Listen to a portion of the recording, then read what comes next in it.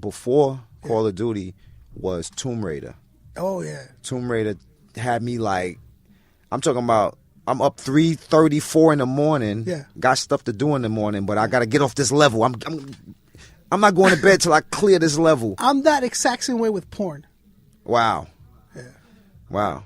Everyone's, hey, what? Keeping it real, right? Everybody in that room look at some porn, trust me. I'm saying, man, I'm like, Everybody. it's like 5 o'clock in the morning. I'm sweating balls. I'm like, That's too late, though, man. Oh, it's Come too on much. now. Okay. Yeah. All That's right, too late at night to be watching porn. You know, and then the next day, you know, you get in that fog. You're like, man, I watched too much porn last night. You know, in that fog. Everyone knows that fog. Don't act like you don't. You know. But you asked me some of I don't remember how we started talking about. How did we get on porn? I got inappropriate. I'm inappropriate. Wake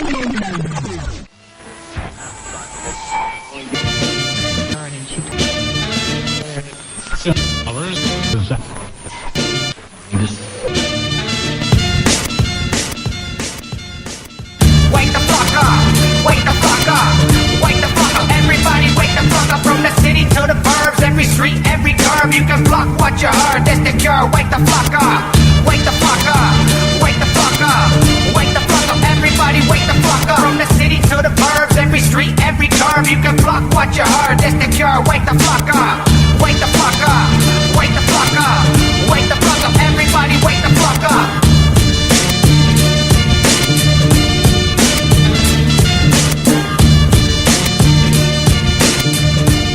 Welcome back to the show. You are now listening to Wake the Flock Up with Concept 714. And with me as always, my partner in rhyme, Fluent Rhythm. But he is not the only one here today. We got a crowd. The studio is bursting out there. And there's a good reason for that. And we'll get to that in a little bit. I got to give a big shout out to everyone that supported the show. We started as this little show in a garage and moved up to bigger and better things. The guests have always been great, you know what I mean? But we've just advanced to a different level of the show that I'm very proud of, and I'm not the only one responsible for that. If it wasn't for Fluent, if it wasn't for Ghost, if it wasn't for Carter, if it wasn't for the support of my friends and my family, I would not be here today speaking to the people that I'm speaking to. I'm very proud of everything that we've done. And I see no way of stopping. There's no way we couldn't, no way we should stop. Everything that we're doing has been great, it's been fantastic, and I'm doing exactly what I wanted to do, was make a difference in the scene. This show and the artists affiliated with it have made an impact in the little bit of time that we have. That give me another year. Give me another year, and you'll see what I'm talking about. You'll really know Orange County. You'll really know our names. Thank you, Facebook, Twitter, Instagram. Follow us, don't follow us, it don't matter. Addicted to the Good Life Clothing is our original sponsor. You can find them at bigcartel.com/addicted to the Good Life Clothing. Shout out to Ghost. Shout out to Fluent. Shout out to Carter. Without them, the show would not sound the way it sounds and the graphics would not be where they are. Big shout out to the B-Side Show. Always showing mad love. Always showing a lot of respect and a lot of partnerships. You know what I mean? We're growing together. They're originals. They're right there. They're the reason that I started my show. They gave me the courage because I saw that it could be done. So big shout out to them. Platformcollection.com is where you want to go to catch my show. 2Mex, Crappy Awesome, Culture Sessions. I mean, everything's off the hook. Go check us out. Take a look, listen, download, share it. Help us grow. Help us build. Today, I'm sitting here with the legendary Masta Ace. What's up, man? How you doing, Concept? Yeah, dude, I'm nervous. What are you nervous about? What? What do you mean? I mean, like... it's a conversation. That's all we're doing. Just talking. Yeah, man. I've conversated with a lot of people in my head many a times, but it's having them in front of you that's, you know what I mean? Yeah. First question off the bat is, you are a busy man. So since you've got here, you've been doing show after show after show, and you're leaving tomorrow morning. Yeah. So, respectfully, I'm going to ask you why you would agree to do this. Why couldn't this Sunday be your day off? Why did you choose? Why did you agree to do this? To me, this is a day off. Okay.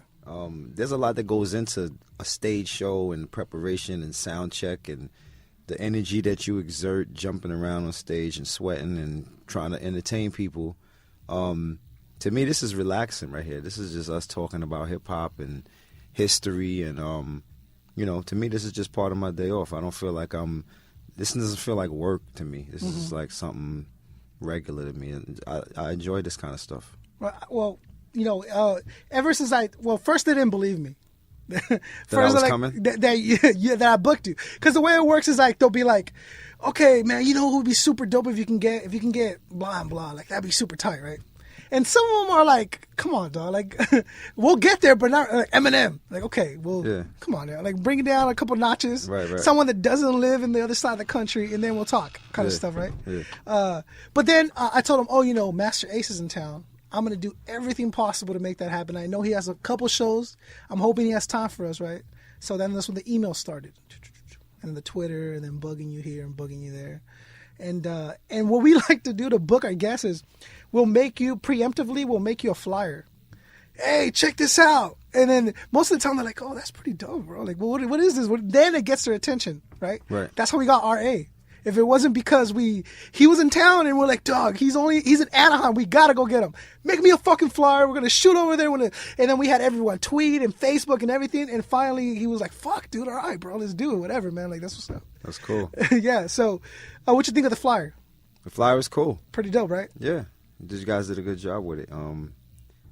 That's not what made me want to do the show. Oh, it wasn't? Okay. Nah, it was just a conversation that we were having, and I knew I had an off day. I said, why not? We have this new record getting ready to drop. This is a great opportunity to talk about it and promote it. And what better way, man, than to come to wake the flock up and let the West Coast know. Well, thank you very much for doing that. And I have a theory, which is, I guess you already told me why, but I had a theory of why you did it, why you said yes. What is Want to hear it? Yeah, okay. I'm all ears. So if you're from New York, right, you're from the East Coast, right, and you're coming down here for whatever reason, a couple of days or something, and I hit you up, and I send you a flyer, and I tell promo, and I got a website. You're like, okay, well, this cat could be, pretty big dude. I don't know him. I'm not from the West Coast. He could be fucking, So they're so most artists go, okay, yeah, I'll do it. Because they don't want to miss on the opportunity of having it be like a big magazine or something like that. Nah, I don't. The size of the format doesn't matter to me. Right. To be honest with you, it's just as long as the people are professional and handle their business the right way. Mm-hmm. The smallest shows make a difference. Yeah. You could have 100 listeners, and none of those 100 listeners might know that you have a new record coming out or that you have this thing popping off. And so that's 100 more people that know about it. I never look at it in terms of, I'm only going to do this level of interview or this level of, a publication or whatever. I tell my publicists, for as long as I've been really doing this, the smallest thing, send it my way. As long as they're professional and handle their business, because there are some smaller operations that don't know how to conduct themselves. They do a really terrible interview. They don't do their research. They're asking questions that are off the wall that have nothing to do with what you're talking about. And so, I get annoyed when the people that I sit in front of don't do their research and don't know their history and aren't prepared. But the size of the show doesn't matter to me, man. Mm-hmm. So that's why I'm here. The reason I bring it up is because if it were or if it did, it's understandable. Like, you busy. You got stuff to do. Maybe for this one you won't, but for that one if Life magazine calls, you're going to pick up the phone. You know what I'm saying? But I'm not speaking on your character. I'm just saying business-wise, it would be a smart decision. Obviously, go with the outlet that has the most listeners for whatever reason. At any point, you always want to... If you're an MC, you're always trying to do the biggest thing you can do at that time, at that moment. The difference is that with the bigger publication, you have to, me as an artist, have to ask them.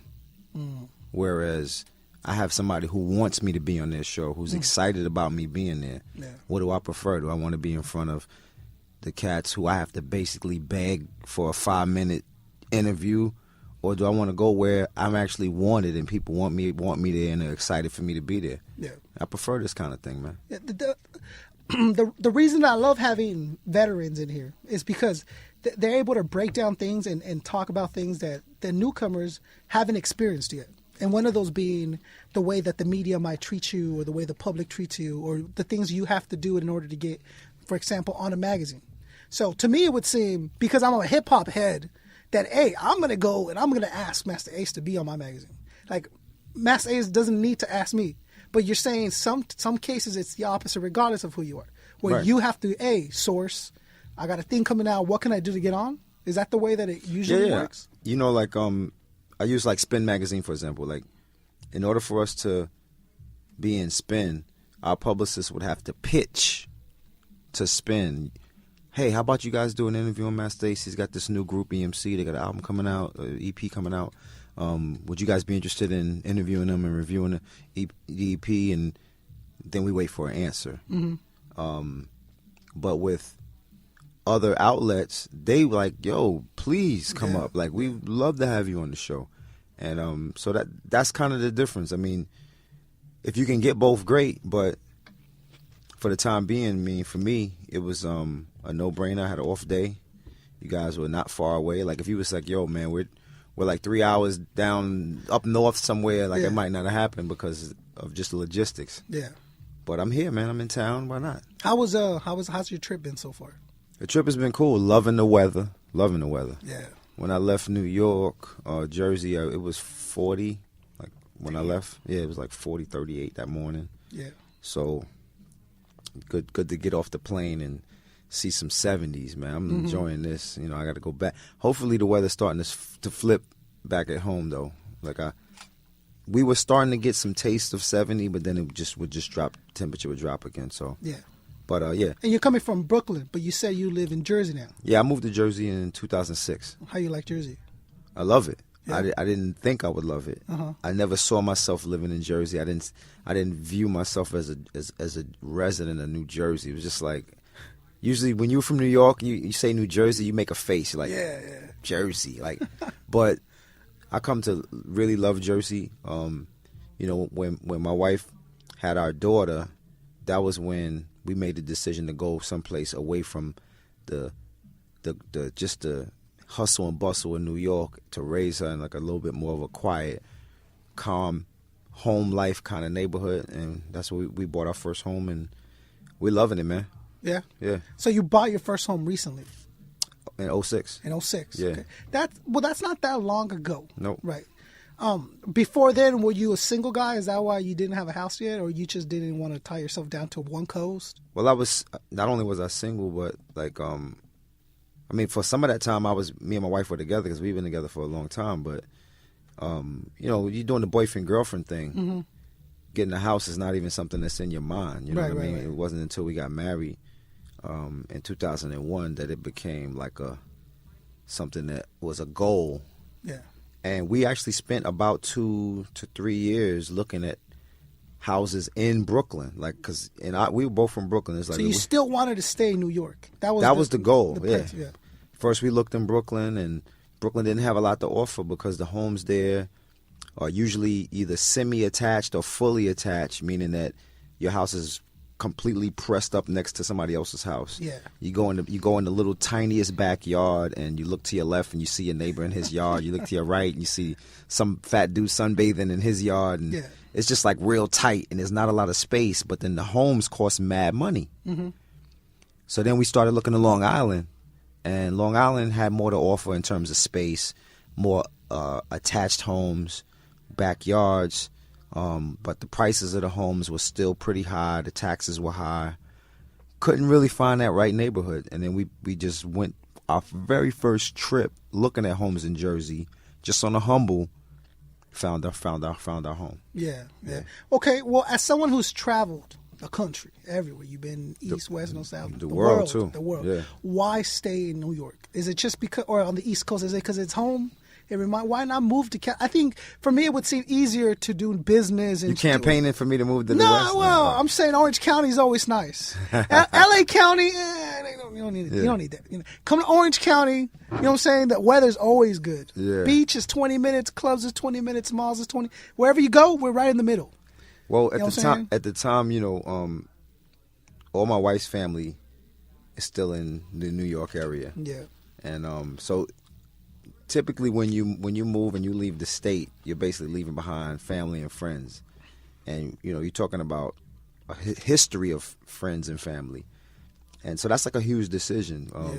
Not one we weren't ready to make that decision at that time. But, you know, more recently we've talked about, you know, not being opposed to leaving the state now and going someplace further away.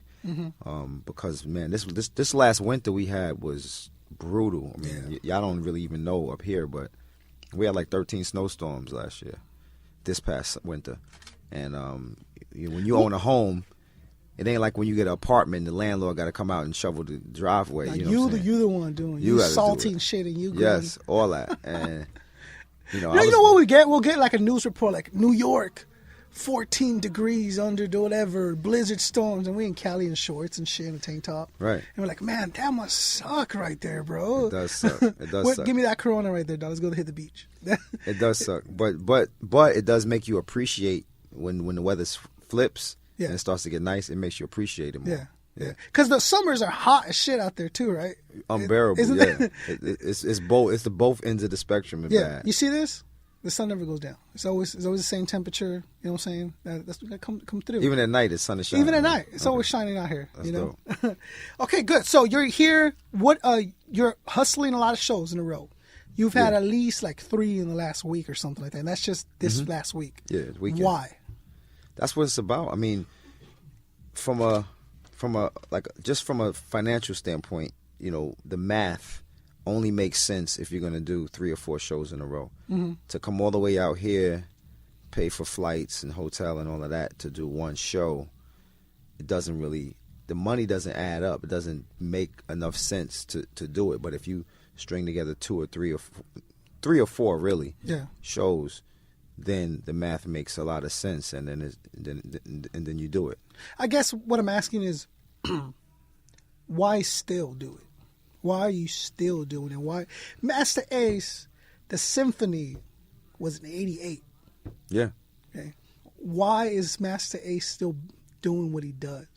I love it. What's the drive that you have? Is it because there wasn't like there was no one for Masta Ace to really copy before Masta Ace was Masta Ace. You know what I mean?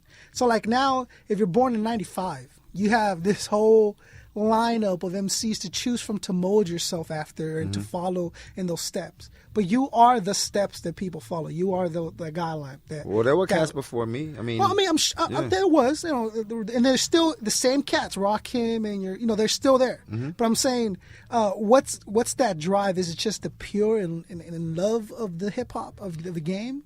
Do you feel now there's like a dependency, or like how are you viewing the game? I view it as that I'm an artist, and this is actually how I make my living. Like, I don't have a regular 9-to-5 gig. And so live performances and shows is where I make a good majority of my income for the year. So I have to stay active. I make money in other ways, obviously, but live performances also means being able to sell merchandise and do features with other artists while you're on the road and stuff like that. And all of that adds up to what is your income for the year. So if I'm not doing shows, then the income isn't what I want it to be. No, I understand. This is your job. This is what you do. This is my job. Yeah, this is why I'm out. I go, and I love to be on the stage, and I love to entertain people. That's what I wonder. Yeah. Is it because what I'm seeing, and I won't get too specific, but there's cats have been around long enough to where that I can tell they almost dislike it now, but they have no choice but to do it. Yeah, I'm not that guy. You're not that guy. You're still very much in love with hip hop. Definitely in love with hip hop, in love with performing, in love with being up in front of real hip hop heads that love this music, and trying to take them on a ride for an hour and 15 minutes in my show. Despite the commercial success that you've had, it always seems that a Masta Ace track, you can recognize a Masta Ace track. You think so? Well, I mean, your style has varied from the beginning. Obviously, you moved on with the times, and I can hear different things coming in on that, like they say this album or the next album or something like that. But the one that was, to me, I think it was because of my age. Disposable Arts was the one that I really, I really gripped to. I think it's because, again, it was like 2001? 2002. So it was my 17, 18. Like I was like, oh man, this is what I'm. And I've heard you before, but it wasn't until I picked that up that I really almost fell in love with the style and the way that you were putting in the work in. Right. But since then, there's been numerous albums. Yeah. Yeah. I guess what I'm asking is the buildup of from when you started to now, to the next album and the previous album and all that. Is that a development of you, or is this you trying to keep up still, or how do you view the next from one album to the next one? I try to figure out what else I want to say. Mm-hmm. You know, after I did A Long Hot Summer, and in my mind that was kind of like going to be my last solo album, but that didn't mean that I was going to stop doing music. Then I said, well, let me try to figure out other ways. How else do I want to express myself musically? And the first thing that I did in 2008 was I did a group album with Wordsworth, Punchline, and Strickland called EMC. Mm-hmm. The album was called The Show. And so now I'm in a group. Now I'm one of the members of a 4-member group. We toured the world for 2 years doing songs off this group thing. And I would also do my solo records too. But it was a different dynamic. It was actually enjoyable because I wasn't responsible for writing all the songs. Mm-hmm. Now I'm only on each song. I might have to write one verse or even a half a verse in some cases. Did you think it would be? The workload was just better. I didn't know what it would be like, but I was like, wow, this is mad easy. This group thing is cool. I don't have to do a lot of writing, and we still get a dope project, and we still get to tour. So, that's the best part about collabos, right? Yeah. I mean, it's the workload is less. Yeah. And it's a different creative space because you have 4 different energies that have ideas and thoughts of how a song can be better and this and that, and we just kind of collaborate on what those ideas are and put together this music. So then I did that project, and then when that was done, I said, well, how else can I express myself creatively? Then I decided to do an album with Boston veteran Ed O.G., and we put out an album as a group called A&E, Ace and Ed, and we dropped an album called Arts and Entertainment that came out in 2009 roughly, and then we toured with that for a couple years. And then after that was done, I said, okay, what's my next musical expression? What else do I want to do? And I had come across these beats, these instrumentals, these previously released instrumentals by MF Doom. I started listening to those instrumentals and like, wow, I like these beats. Started getting some ideas. And then the idea for my most recent solo, or not, I won't even say solo, I call it a special project, which was a project over MF Doom beats. Called M.A. Doom, Son of Yvonne. Mm-hmm. And so after a couple years of touring with a project, I then try to figure out what the next thing is. What's the next musical expression, creative expression that I want to do? And this is outside from whatever the trends might be at that time. Yeah, I'm not paying attention to anything You're that's going on. So when Masta Ace does something strictly from what is Masta Ace feeling at this time, what is my emotions or what do I want to do next, not what I need to do next. No, I think you can tell if you listen to my music that I'm really not paying attention to what is happening on the radio, what's happening in the popular commercial, what's playing in the clubs. Like, that's just not my motivation. If I'm doing music to try to be in a club, you're not going to like that music. Trust me, you're not going to like it. I won't like it. And I don't want to do music that I don't like. Yeah. The only reason I still am able to do this is because I'm being allowed to make music that I like to make. Yeah. Once I get into a situation where I'm kind of being asked or forced to sort of conform to what's popular, what's hot, what's cracking right now, then you're going to see me move away from being behind the mic, and I'm going to hand it over to somebody else because it's not what I want to do. And it hasn't happened. It hasn't happened yet, so I'm guessing it's not going to happen anytime soon. Nah. Because are you independent as an artist? I am. We have a label called M3, but most recently we just did a deal for the EMC project. We did a deal with a very classic label from back in the day called Penalty Records. They had Capone and Noriega. They had Nori, a few other artists that you might be familiar with. But we signed a deal with them to distribute the new music. And they're distributed by Sony. So in a weird way, we're not independent necessarily, but we are because we have to do everything. Yeah. We're still operating as an independent label. We have to figure out how to make these albums, these projects. We're financing these projects. We're putting these projects out.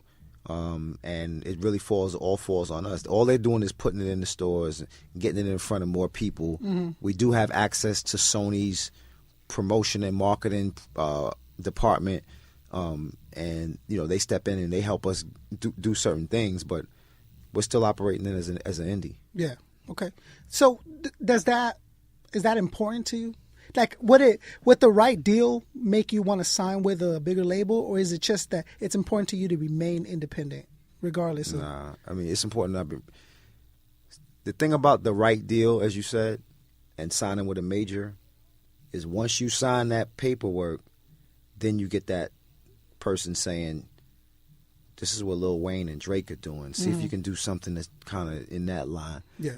And I don't want any parts of that world. Like, don't get me wrong. Like, there's a place for that. There's a lane for that. If I go to a club to dance and hang out and have fun at somebody's birthday party at the poppin' club in that city, I get it. Those are the records that people are dancing to, and that's what they want to hear. That's what the DJs are going to play. And I have no problem with that. But what I'm saying is, from a creative standpoint, me as an artist, that's not a space that I'm trying to really be in. I'm trying to really make records that I like, that I want to listen to.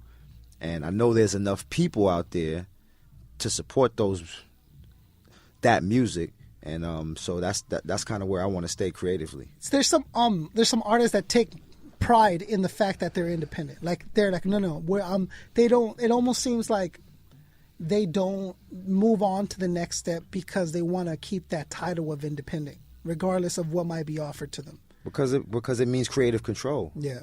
You don't. I mean, I've been in those meetings because I was on majors. Mm-hmm.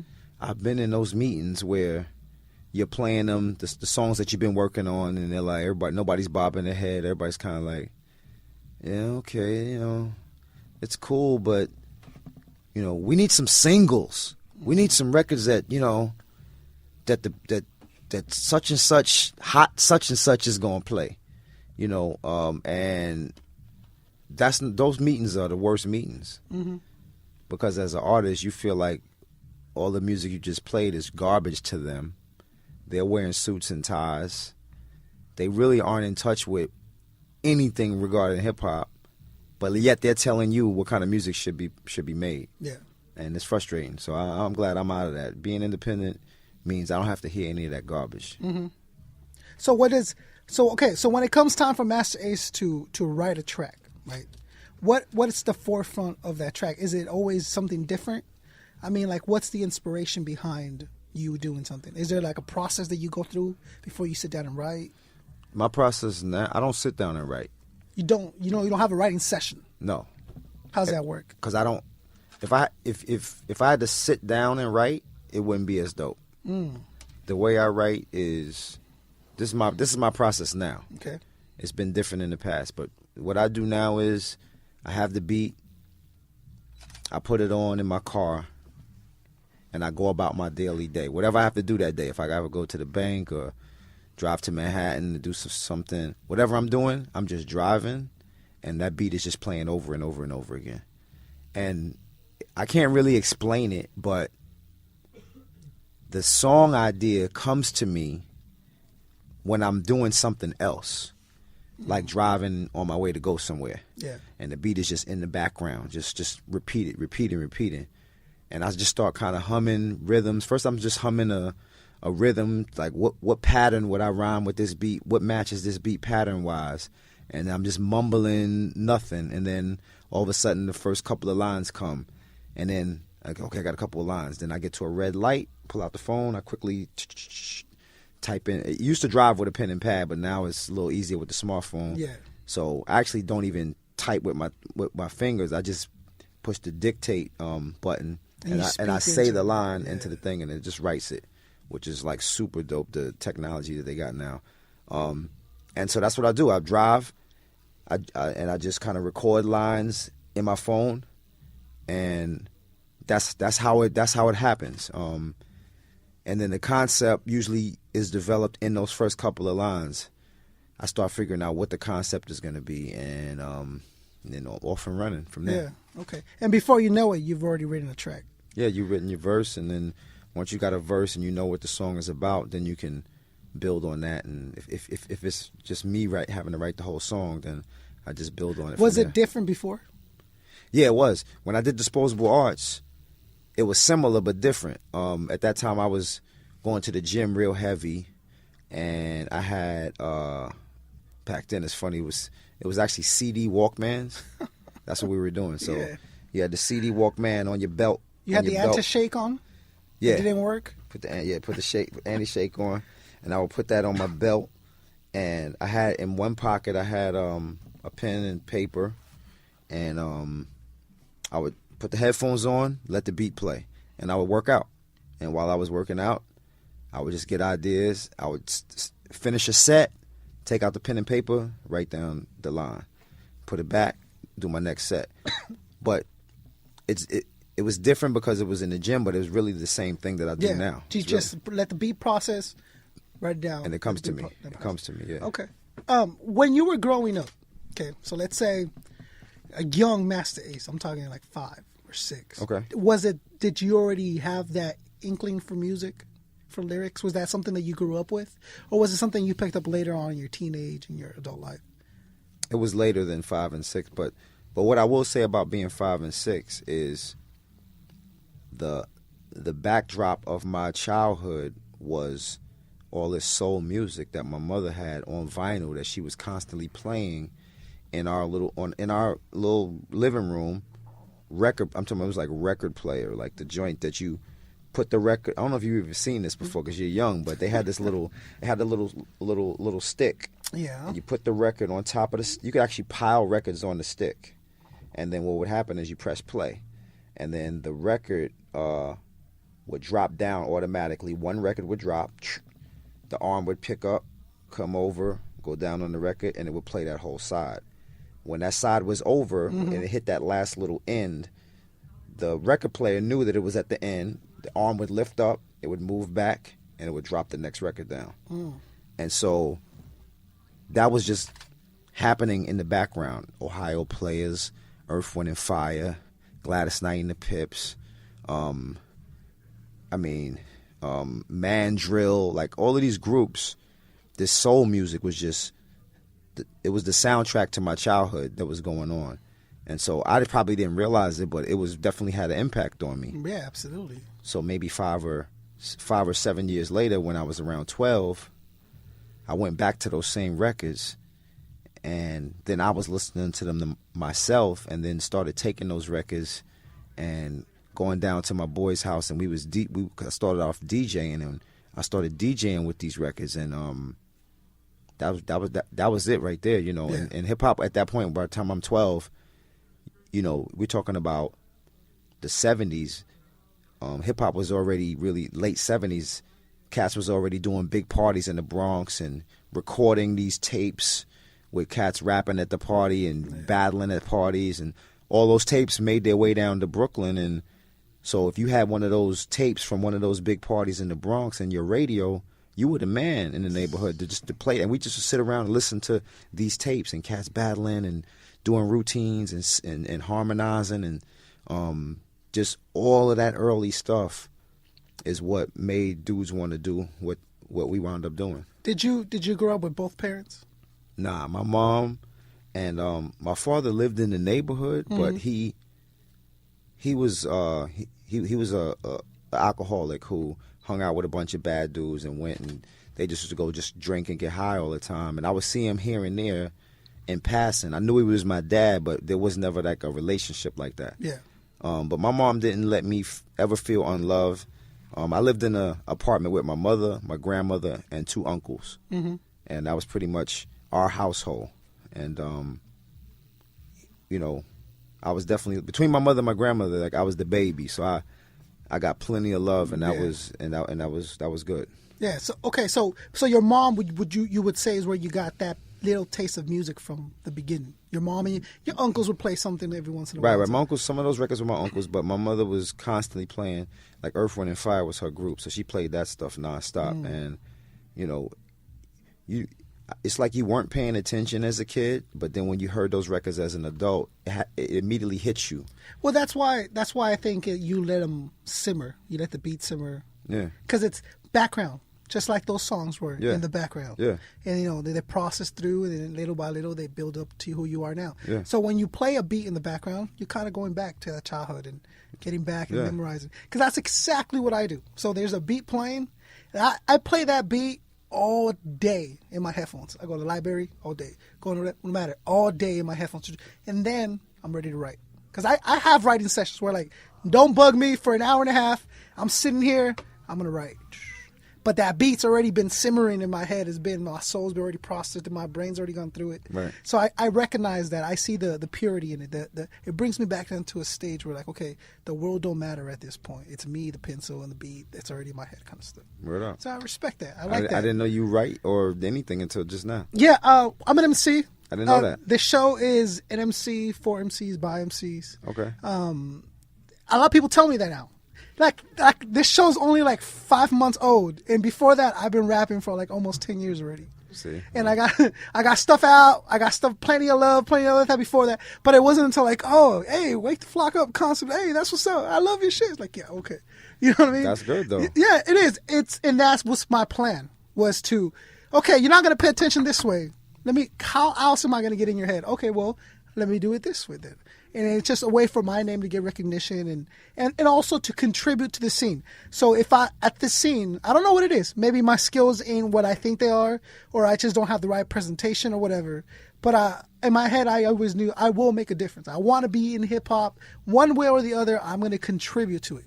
Ultimately, it's your creative expression anyway. So. It's exactly what this is. Because then the shows are edited by me. So I take the home and I sit there for 4 hours, whatever it takes. I edit, I add the videos, sound effects, that's all me.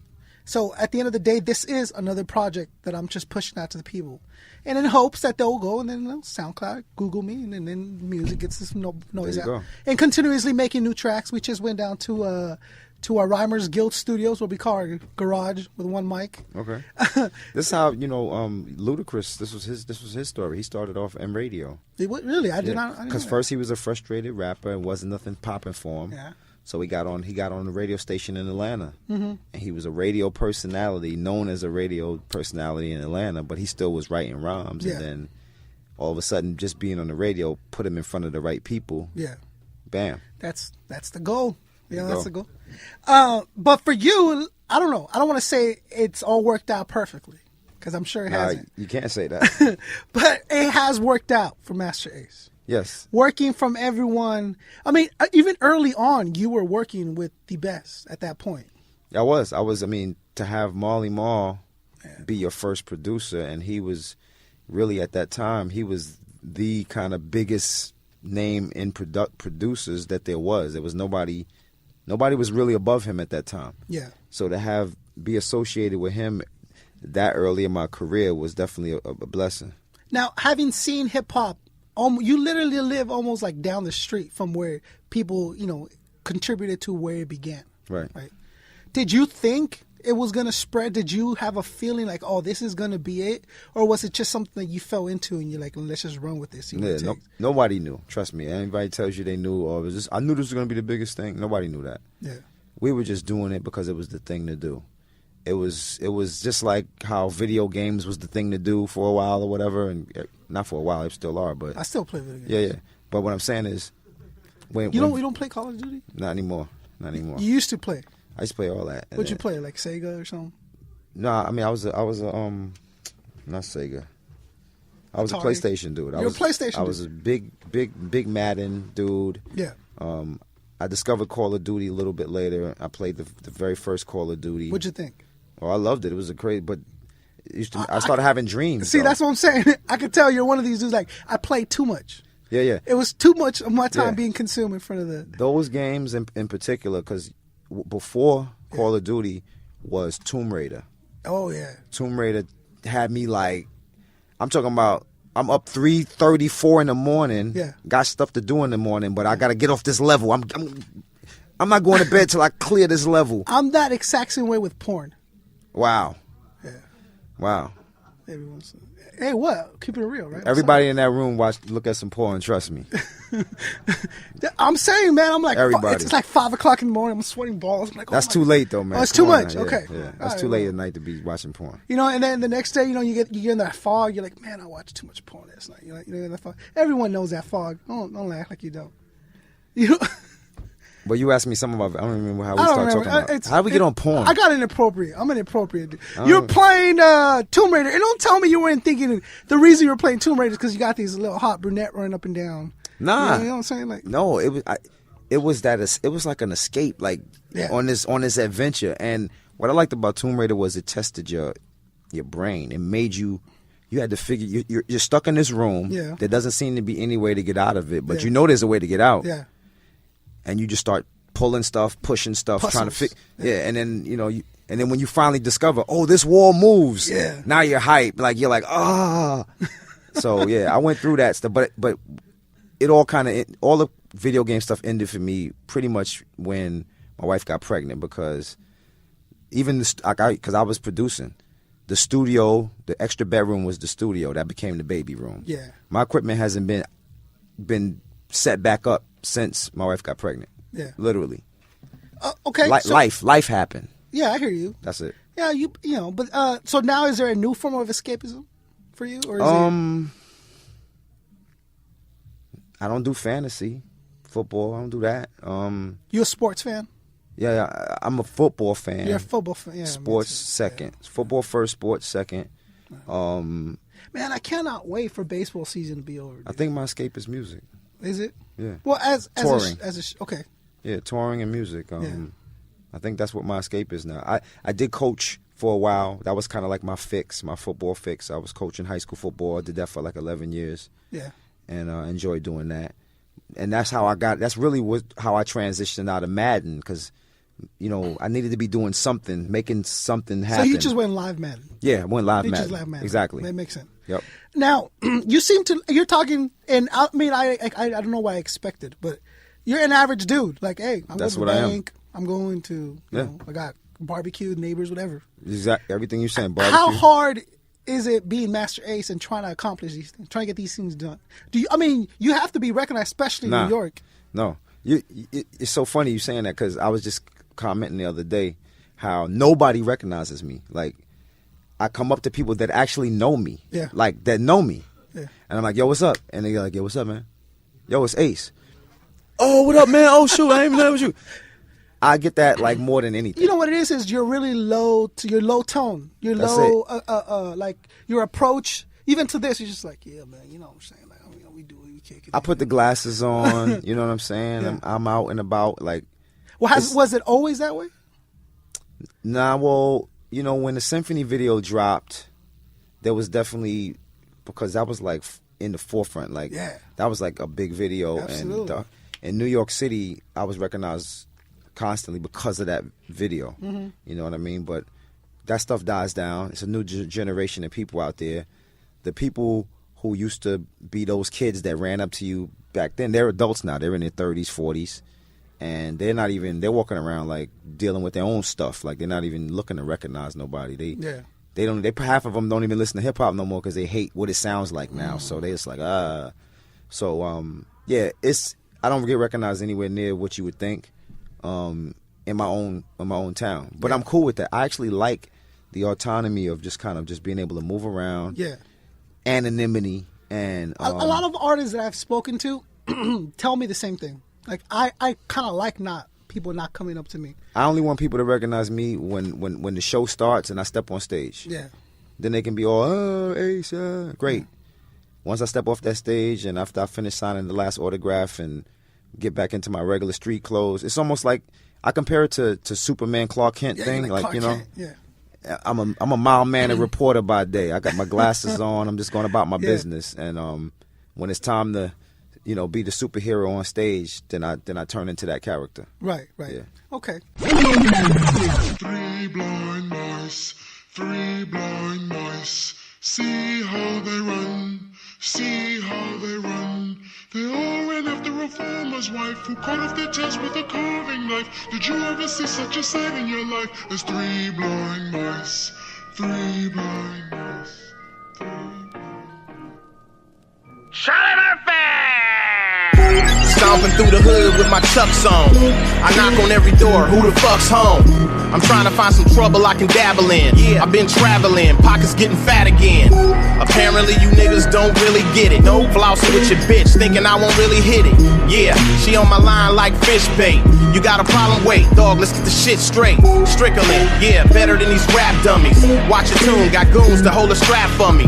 A bunch of wild niggas from the mid-Wheezy, swerving up the block, shop listening to Jeezy. And money ain't a thing on some jigger shit. This beat's right up my alley, it's mad niggerish. I tend to get a little gully when I spit the joint, and known to whip a nigga legs till he get the point. The EMC boys in the booth again. We back in the building, yeah, we moving in. Yup, and we ain't leaving till the gang love us. Punch word, strict ace, yeah, the same brothers. Guess who's back for the spell again? Bringing the hell again. What they yelling is shit, what they spelling is Charlie Murphy. more real shit than a little bit. And he killing it, everybody feeling it. Shit, and he feeling it. Charlie Murphy. Yeah, another university is cursing me, cause I took them all school like a nursery. I know you hate it, but they rated us a full 10. Now we waiting on the call like a bullpen. They want us all back like dome spills, cause they know we do numbers like phone bills. Your little rap dudes remain in the right lane, while your girl on the pole like a bike chain. I'm running through your team like night train.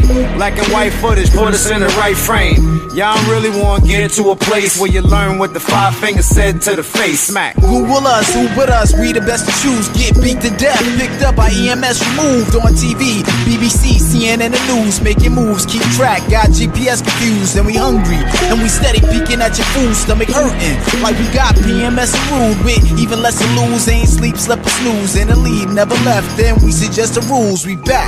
Guess who's back for the spell again? Bringing the hell again. What they yelling is shit, what they spelling is Charlie Murphy. more real shit than a little bit. And he killing it, everybody feeling it. Shit, and he feeling it. Charlie Murphy. You boys messing with a tyrant. Eyes on the paper, I'm the money green giant. Y'all play the rules of the game, we defy it. Start riots, fight hard to peak highest. My crew ain't nothing to play, so don't try us. Hustlers, we sell dreams, we don't buy it. Block us from getting this money, we get defiant. Schooled y'all about this math, y'all know the science. For years I've been on this path with no guidance. Linked up with EMC, my new alliance. My crew the flyers, take over my new assignment. Leader of the pack, who's next to be a client. Don't mix with the haters too well, I stay private. Nothing nice to say, hate it and stay silent. Blood, sweat, tears, guts and the glory. This is EMC's true Hollywood story.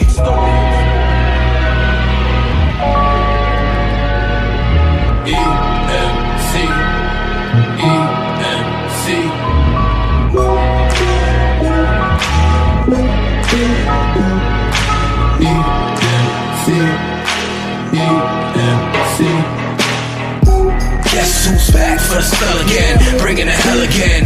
What they yelling is shit, what they spelling is Charlie Murphy.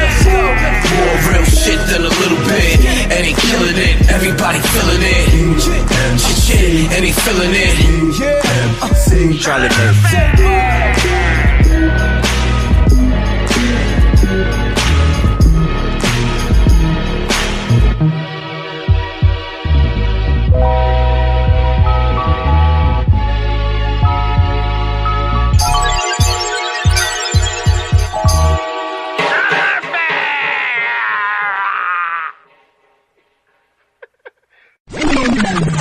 Is, like I said, you worked with some of the greatest at that moment, and still to this day, you know, still the architects of what it is now, or what, you know, they had a vision, and it happened. So now with the collaborations with the newer cats, like your Pause Ones, and even the newer, more friendlier, like I don't know, like we did that track with RA and Brother Ali. Yeah. So Brother Ali is fairly new to the generation. Yeah. How do you get the approval for that? Or how do you say, you know what, yeah, this cat is it? Do you stay active in the scene? As in, do you listen to new cats? Or see, I've known RA for a long time. I met him a long time ago. He actually told me when he met me I didn't remember meeting him. He told me what the whole meeting was and everything, and I said something to him that had a big impact on him. I didn't even remember that, but he's like, yeah, I was just like a little kid. I just came up to you. I said, yo, I'm RA, I rap or whatever, and you told me such and such, and that was like huge for me. But he's a lyrical dude, and I always like to collaborate with lyrical dudes because, you know, it's like playing like basketball or something. It's just like, come on, let's play a little one-on-one or whatever, and everybody's doing their moves or whatever, and so it was just like a fun exercise. I knew it would be a great challenge, so that's why I did that. But a lot of the other collaborations, like Pause One and other cats, it's like it's business, but then you get to meet the people, you know. But you make the decision to do certain tracks as a business decision, like the beat, love that Pause One beat. Yeah. So from the gate, I love the beat. So, but we did business. And then I got to meet him and see that he was a cool dude, and then that just takes it to a different place. But, you know, I get emails and hit on Facebook constantly about, you know, collaborations and doing this and doing that. And it's usually new cats just coming up, just trying to get their name out there. And for me, like, I know there's a lot of cats that been in the game as long as me who won't collaborate with those dudes. Yeah. They just be like, yo, that dude is whack. I'm not doing a song with that dude. Mm-hmm. And I don't view it that way. I view it like he has fans too. Like you don't know what that kid's gonna turn into. Mm-hmm. And really, it's about your performance on his record, making sure that you do your best on the record. As long as I like the beat, as long as I'm into the track, I'm down to do it. If the business is right. You just want to make music. And if that cat happens to be someone that's asking and the beat's proper and has the decent amount of skills, I'll work with dude. Why not? Decent amount of skills and money. Yeah.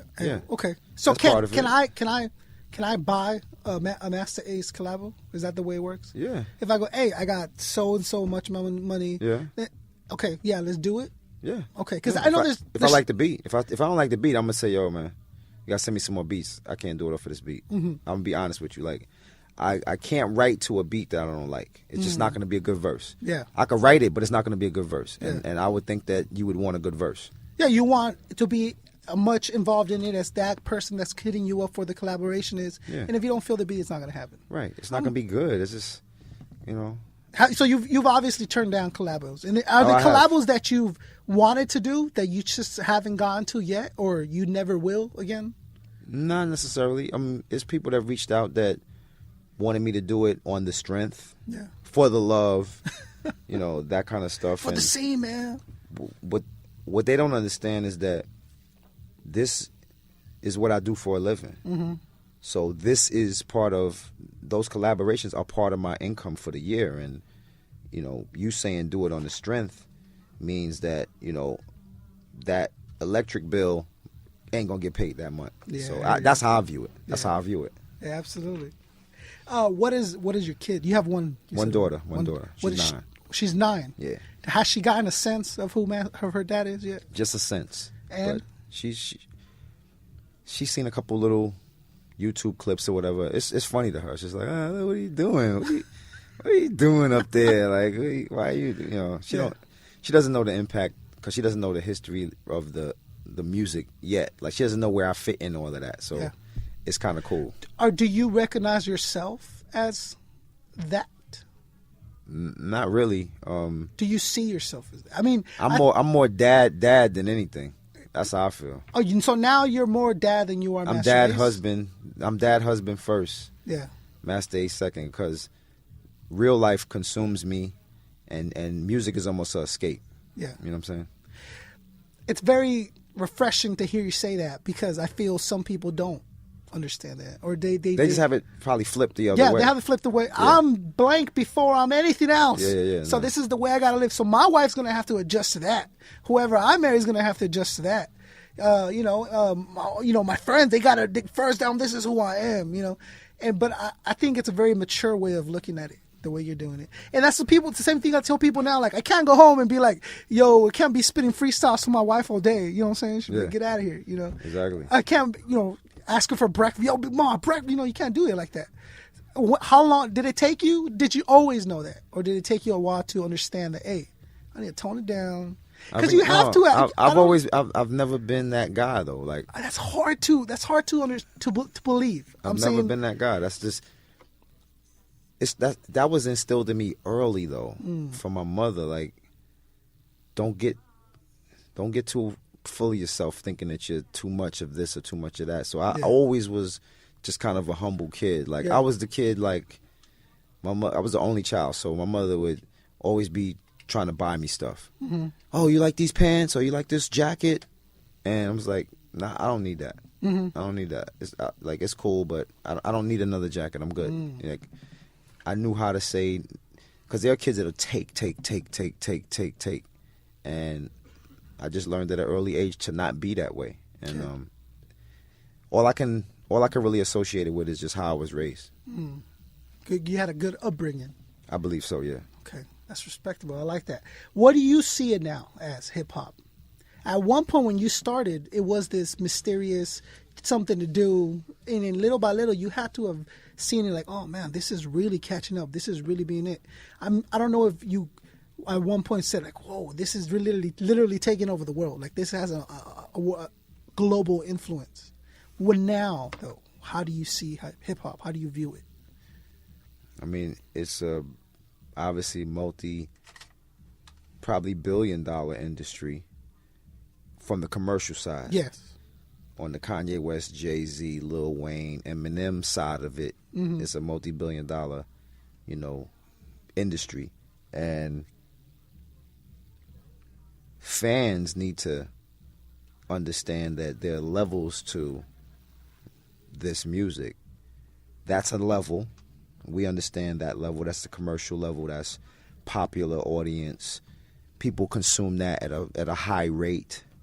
But once those pop fans start to really, really dig into this music deeper and start to see that there's all these other levels and layers of talent and music and sounds that are coming out that are really good, then they'll start to get it. I just think that it's so geared. It's more about the pop audience than it is about the real audience. And when that pop audience starts to discover cats like myself and others that do it at a different level, but it's still super good, then that's when it'll get really. That's when hip hop it'll balance itself out, and then we'll be in a good place. Do you feel that it's not right now? No, it's not balanced out at all. It's not in a good place? It's not in a good place just because the majority of fans aren't aware of anything that isn't on the radio. The majority of fans they literally don't know about certain albums that come out that are super good albums because it's not being played on the radio. Mm-hmm. And maybe some of those fans will never, ever, seek it out. But, I'm of the hope that more and more fans will start to at least visit the underground and see what it has to offer because there's good music there. Yeah. So you consider yourself an underground MC? That's all I can be. I'm not above ground. I'm not a commercial artist. That's for sure. I haven't had a song on the radio since '96. There, somewhere around there. Mm-hmm. 96, 97. That's the last time I had a song on the radio. So okay. Because the reason I asked that specifically, some independent artists don't want to be referred to as underground artists. Do you make a differentiation? You know why? Because there's a negative connotation that somebody put on underground. It means that you don't sell any records, that you don't have any fans, that you're performing for 13 dudes, that's your homeboys, and that's who you're performing in front of, and in some smoky, weeded out room, and there's levels to that too. Mm-hmm. There's levels to the underground as well. There's a top tier of underground artists, and then there are the dudes that just perform for their homeboys, rent out a club, and it's just their 25 friends that they're performing and screaming and yelling, and I'm not that. Yeah. But I'm definitely not Jay-Z, Kanye. Did you want to be Jay-Z, Kanye one day? It would have been cool, Mm-hmm. That time's passed for me. No, I understand that. I took a swing at it. You know what I'm saying? When I put out Sitting on Chrome, that was my attempt to be a bigger name artist, a everyday household name, a commercial artist that sold millions and millions of records. Delicious Vinyl, my label at the time, based right in LA. They asked me to put together a record that they could market to not just to the popular audience, but to the car culture, to the commercial audience. And so that the result of that was this record called Sitting on Chrome. And I said, okay, here you go. I'm handing you what you asked for. Mm-hmm. You got INC Ride, you got Sitting on Chrome, you got a bunch of other records. You guys say that you can take this to the next level. Here you go. Go. And it didn't happen. Bunch of different reasons why it didn't happen, but ultimately it didn't happen. And I was like, okay, I gave you what you asked for. You didn't do what you said you were going to do. And then we parted ways right after that album. Why not make another attempt? Or did you? Then you just... No. Well, you know what? There were songs that were recorded after that were trying to be those attempts. But that was because I was under a contract with another major, being asked to do these records. That's what I was referring to earlier when I said being in these meetings and being asked to do certain types of records. I was in a deal at a time where Bad Boy, Puff's his label, was really, really controlling the airwaves with all of these kind of disco-influenced, R&B-influenced rap songs. That's what was dominating the radio at that time, talking about late 90s. And I was asked to basically compete with those records. Give us some records that have that vibe. Give us a Juicy. Give us a Big Papa. Give us that. Yeah, okay. Give us that. You know, they were like, you should collaborate with Brian McKnight or Changing Faces. There you go. This is what was being suggested to me. And that's when I knew that I was in the wrong place. But I did record records that I have to this day that never been heard, where you'll hear lyrical content that was trying to attempt to give them, again, what they were asking for, and still stay true to myself. So it was definitely a tightrope that I was walking with the lyrics, with the content. I never went all the way there because I just not in me to go all the way there. But the car references, the rim references, the girl references, little designer comments here and there. But none of that stuff was really what was in my heart. It was what I was being told that needed to happen. And then that deal didn't last. So that album got shelved, and the next thing I recorded was Disposable Arts. Yeah. Well, as a hip hop head, I'm gonna say I'm kind of happy it didn't work out that way. So am I. You know what I mean? I think I played some of the songs for Wordsworth and Punch and those guys. Yeah. And Words was like, "Yo, man, if this would have came out, brother, I don't know, man. I don't know. EMC. I wouldn't have been messing with you. I don't know if I'd have been messing with you." Well, see, there you go. That's what I'm talking about. Hip hop knows what it's doing, man. Like life has a plan for everyone, I believe. Yes. I am, and it's become very apparent to me that you were meant to sit there, I was meant to sit here, and everyone on that booth is meant to be out there at this time of the day. I feel life has a pattern and it understands, and it's when we try to fight that pattern or fight that plan that life gets really depressing and complicated for everyone. So if you just let life guide you down the path, without you being a victim of it, your life will be a lot better. I think you're right on the right track with that. There's a couple of things I want to get into because I want to bring your partner in here so you guys can start talking. Yeah. I got a couple segments I want to get into with you. Okay. You willing to play? Yeah, let's go. Okay, so the first segment that I have is I have to sit up for this. Yeah, trust me. You ain't heard nothing yet. First segment I want is a minute, 2 or 3 minutes of venting from Masta Ace. Man, this fucking ride home has been depressing. I didn't even get my travel pillow on my neck, you know what I'm saying? Like, all right. I want some venting. All right. So we came out here on this trip, right? And we had 2 days in LA. So I booked a room. There's a website, a app, a company called Airbnb, where you can basically, instead of going to a hotel, you can rent like an apartment, a 2-bedroom, a 3-bedroom apartment where you got a kitchen, you got the whole 9 yards. So I went on Airbnb on the app, because I never had the app. I always did it on my laptop. Okay. So I downloaded the app to my phone. Oh, they got an app now. This is real cool. I'm going to book this room. So I look on there. I see this dope, like, luxury apartment on Sunset, right across the street from the Comedy Store. It's like perfect location. They had a gym, the whole 9 yards. Like, this is what's up.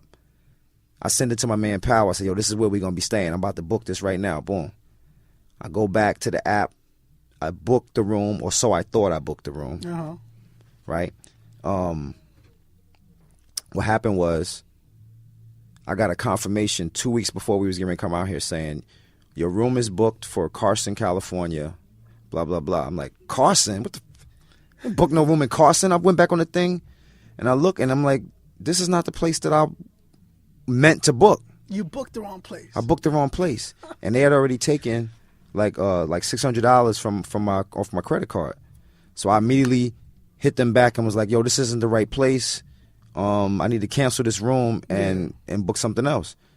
So canceled the room. Now the policy says the service fee, there's like a $60-something service fee that's not non-refundable. So I'm like, okay, cool. But I'm going to get the rest of my money back. I'm going to get back my $5 and change. Yeah. I get my refund, it's $250. I'm like, yo, what's up with that? So I hit them up, and they're like, yo, you checked off, you agreed to the renter's policy, which was 7 days or more, you only get back 50% of your deposit. Now, I saw 7 days, but I'm thinking 7 days, you have up to 7 days before if you, in other words, if you're 6 days before your booking, then I'm thinking you're going to only get half your money back. But if you're before 7 days, you good. Yeah. No. What he meant was, from the day I booked it, if I cancel tomorrow, I'm only getting half of my money back. So I was going back and forth with them like, yo, this is some bullshit. Like, what are y'all doing? Like, I've been fighting with these dudes for the last week, basically, trying to get the rest of my money back, and it's not looking good for me. But I'm just pissed off because I like Airbnb. I like their service. You know, the place we stayed was cool. It was on Sunset, different place. But I'm just like, I don't like that policy. I said they need to have a policy that where they supersede any policy that seems a little bit off the beaten path. And so we're in this little litigation right now about it. You have a policy where your other policies don't matter if you fall within this policy. Yeah, it's something that supersedes that crap, yo. I was pissed off though, like, so I'm pretty much out like $259 on a mistake that of a button. I probably Carson wasn't in my search, so I don't know how the hell I booked a Carson property when I wasn't even in my search, but whatever. So you got me mad. I don't know why you made me go there. You're all pissed. I'm pissed off now. That's what I like about you, man. Like, okay, I like the fact that you're not your standard rapper, and I mean, like, I offered you something to drink. You're like, I don't drink. Hey, just smoke. Well, I don't smoke. Can I have some fruits and vegetables, please? I mean, I'm like, all right, and then you show up with hummus. Like, come on, B. Like that ain't hip hop, B. That ain't I don't care what hip hop is. I'm just being me, man. Yeah. All I could do is be me. Yeah. When did the healthy come in? That came in. Has it always been that? No, it hasn't always been. I was Wendy's. Cause touring is a lot of late nights, so I'm like 2 in the morning, dog. Let's go get that cheeseburger. And that's what used to go down. And I'll be honest with you, if I had stayed on, the path that I was on, from back then to now, you wouldn't see 175 pounds sitting here. You would see probably 230 sitting here, looking crazy. And well, obviously, I'm a health nut myself. Yeah, I can tell, man. You know what I'm saying? I can tell. You in the gym every other day. Every other day. Yeah. And that's because I'm, sometimes you get mad. I got to rest a little bit. You be doing them dips with the chicken nuggets and everything. You know how you do the thumb push-ups? Yeah, word up. I would do it with pinkies. All right. You know what I'm saying? That's how I get these chiseled figures. I had to kind of come to the realization that it was going to be one thing or the other, and if I stayed on kind of the path that I was on with nutrition and how I was eating, as I got older, I'm 47 years old, so the older I get, if I keep beating my body up with this bad stuff, it's not going to be, I got a daughter now. I want to see her walk down the aisle. I want to see, life is still in front of me, so. Yeah. And then my mom passing away in 2005 had a big effect because She was 51 years old. Oh, young. Mad young, and that just kind of threw me for a loop. And now you're like, I'm not that far from that. Exactly. I want to be. Yeah, exactly. All right. I respect that. I understand that. All right. 54, actually. I'm sorry. Okay. I respect that. I understand it. And you know what? I'm doing the same thing. So joking aside, I'm watching what I eat now. I'm drinking more water. I'm taking, what am I taking, babe? Like a jiu-jitsu class or some or the other? Kickboxing? No, it's like a Muay Thai. Okay. I'm taking Muay Thai classes now. All right. You know, so in case anybody come up here try to front on you, you know what I'm saying? Tighten them up real quick. I ain't having that. What up? As the times change, we're coming to a turning point. We can't do it the same way we used to. Followed in the footsteps of having a good rep. Whoever said I changed the world, that was a good guess. Who had the girl that looked best and could dress? Slap boxing, stealing things from stores is what a hood test. Nightly, I was contemplating what I might be. An MC, doctor, lawyer, a felon with strike 3. Nike, Jordan commercials, Mars with Spike Lee. Do the right thing, school days changed my psyche. The world of materialism, black college tradition. Financial aid, tapping Pell was a scholar's tuition. Claim we knew the value of a dollar, we didn't. Wasted on Corona bottles, McDonald's and Winston's. No direction, I was getting out of bed slow. My mind traveled places that I couldn't make my legs go. Wasting check dough from part-time at a deco. For girls' grandchildren, car shows and Black Expo. Where do we go from here? As the times change, we're coming to a turning point. Can't do it the same way we used to.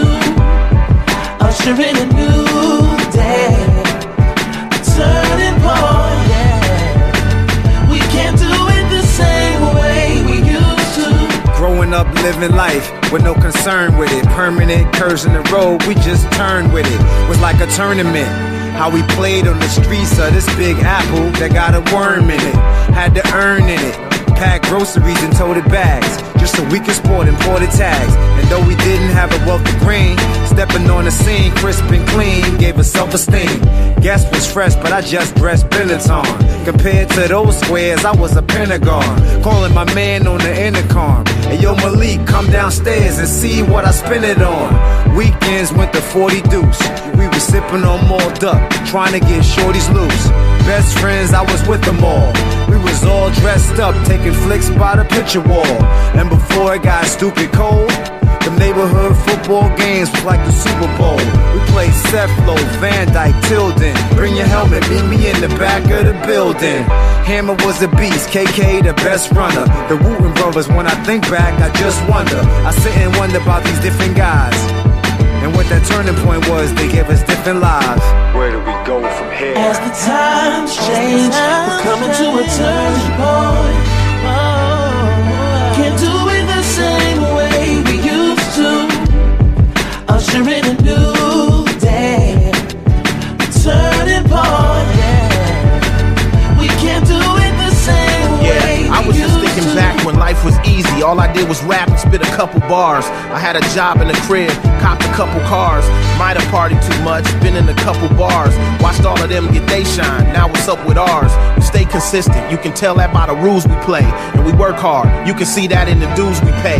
The time could be right now, or it might be years away. And EMC is a movement, but we here to stay. Yeah, basically the path you chose kinda shakens me. You know how the story ends, but you wait and see. Big dreams, all the bullshit you weaved out. Now you reroute and went the weed route. I stayed spitting, but what kind of man would I be if my style wasn't in mint condition? I'm so concerned, cause it seems to be a turning point is now, no point of return.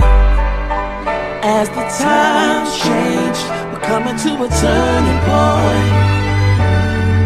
Can't do it the same way we used to.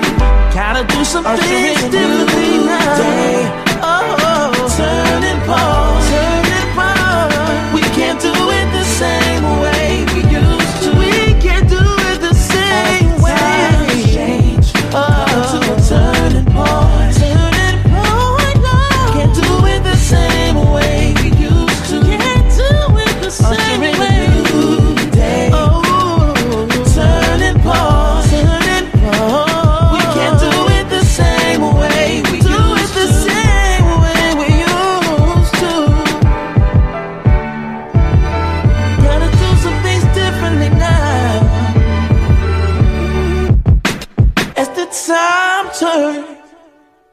hands on the clock, move forward. Whoa.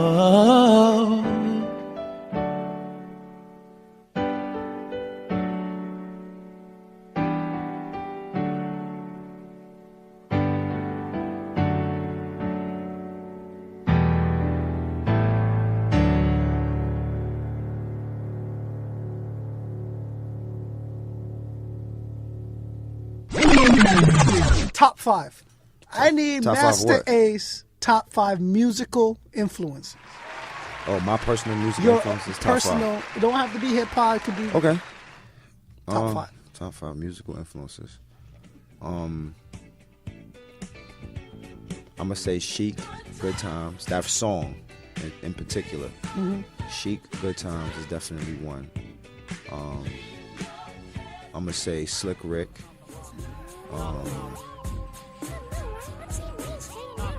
I'm gonna say Big Daddy Kane / Rakim, because really those I'm gonna say actually, and this is all one. I'm gonna say LL Cool J / Big Daddy Kane / Rakim. Yeah. That's all one. Okay. Those were the 3 cats for me. Whatever however I was writing at that time, it all kind of got turned on its ear when I heard those dudes spit what they were spitting and how they were spitting, and I realized that there was a whole different way of doing this. Like, because we were all at that time, and I say we, I mean pretty much every rapper, we were all rhyming the last word of each line. Blah, blah, blah, blah, blah, blah, cat. Blah, blah, blah, blah, blah, blah, bat. And then Kane and these guys, Kane and Rakim was like, blah, blah, bat, blah, blah, rat, blah, blah, sat, blah, blah, fat. I'm like, oh, wow, I know you could put a bunch, and then Kane was like black, fat, sat, cat, hat, mat, bat. I'm like, whoa, okay. It just opened up my brain to possibilities lyrically. LL came with the he was the first really what I call rap big words rapper, you know, inmountable beat subject of discussion. You're motivated by the aid of percussion. He's dropping all these words that you had to look up, like what. And so all of those things kind of became one thing for me, and so that's 2, right? Yeah. 2 with like 8 people in it. Yeah. Musical influences. I said Slick Rick already. Yeah. So that's 3. That's 3. That's right. So that's 3. And then dang, this is hard, man.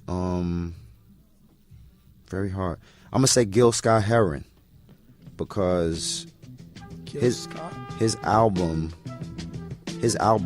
were in my mother's collection, and I got a hold of his poem "A Revolution Will Not Be Televised," and that actually was the backdrop for a song on my very first album called "Take a Look Around." It wasn't even a song; it was a poem. I basically took his format, I used his music, and I did a poem about my neighborhood and take a look around, and kind of it connected the poetry part of it with music to me. And then the last one I probably would say Earth, Wind and Fire. And that's because my mother had just about every album they ever made, and as a kid I would play those albums over and over and over again, and even though I never sampled them or anything like that, they just influenced me in a way that I knew I wanted to do music. Looking at those album covers, I wanted to do something like that. Yeah, absolutely. Yeah. I understand. Strong 5. I like that. Yeah. But what really interests me and what's going to tell me more about you is your bottom 5. Because your bottom 5 give me a better perception of what standards you hold in music to. You know what I'm saying? Okay. So I need Masta Ace bottom 5. Bottom 5 musical acts or whatever. Okay. Dang, I'm gonna say, I'm sorry, Vanilla Ice is one of them. Oh, sorry, dude. Ice, baby. You don't feel the ninja power? Not at all. MC Hammer. Really? He's on my bottom 5. I mean, okay. I'm sure he's a nice guy and all, but he came out dissing Run DMC. I was not with that. I actually heard he was like a thug, like he's straight. Whatever. What I got to do with it? He's in my bottom 5. Okay. MCs, musical, whatever, rappers. MC Hammer. Bottom 5. Wow. Vanilla Ice. Yeah. MC Hammer. Those are kind of easy targets, I know. Actually, I know. It is actually the first time everyone's mentioned them on the show. Really? Yeah. Okay. This is going to be kind of mean. Okay. Proswell. Pros from the Fugees. Pros. Okay, Pros. Yeah. All right. And I'm sure he's probably a nice guy. But you never felt his stuff. Nah. Even Fugees Pros. Nah, Not the solo. Not even the verses. Nah. Just sorry. You know. No. Hey. You asking me to go Your honest there. opinion. I want your honest. I'm gonna get. Is there anything specific you didn't like about Pros? It's just like delivery or just performing or. It was the delivery. It was the rhymes that were written. It just that wasn't his thing. Okay. Hip hop wasn't Pros's thing. No, rapping. Rapping was it? I know he produced some of the stuff, and yeah, the production was cool. I just think he didn't need to really rap. Okay. Dag, you put me under mad pressure right now. Yeah, man. It's the hot seat. Mad pressure. Vanilla Ice, Hammer, bottom and Pros. five. Because it's got to be like. It don't have to be a rapper though. It could be like a movement or whatever, or something, right? Yeah. I'm gonna say. I'm really going through the Rolodex crazy right now. I'm gonna say Universal Music Group. The whole Universal label. The whole thing. Okay. They just their business wasn't. Business was terrible. That sucks. Their business was terrible. And so you get one more. They shammed on a lot of stuff. Since I said no, I ain't gonna do that. I was gonna really go there, but I ain't gonna. Come on. Nah. He's an executive that half these people don't even know who he is.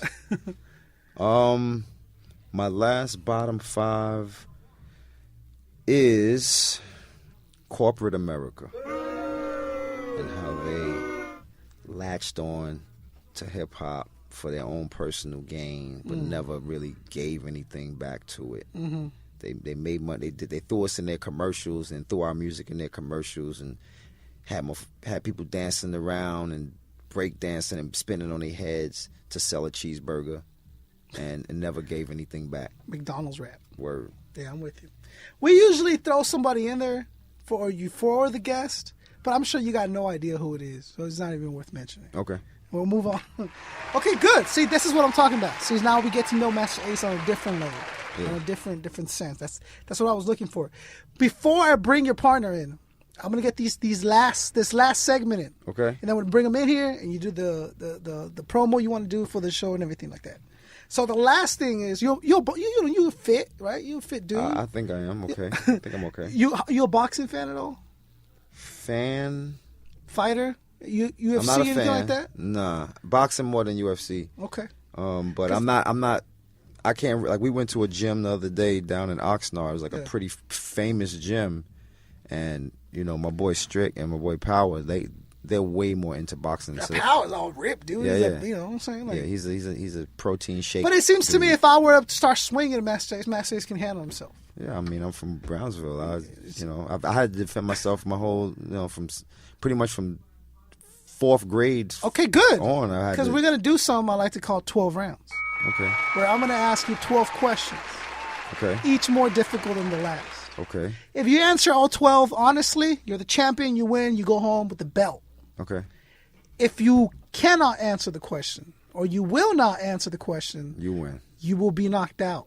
I'm the champion. Okay. I get that hat signed and autographed. It all depends on what hat. This hat? Yeah, that hat.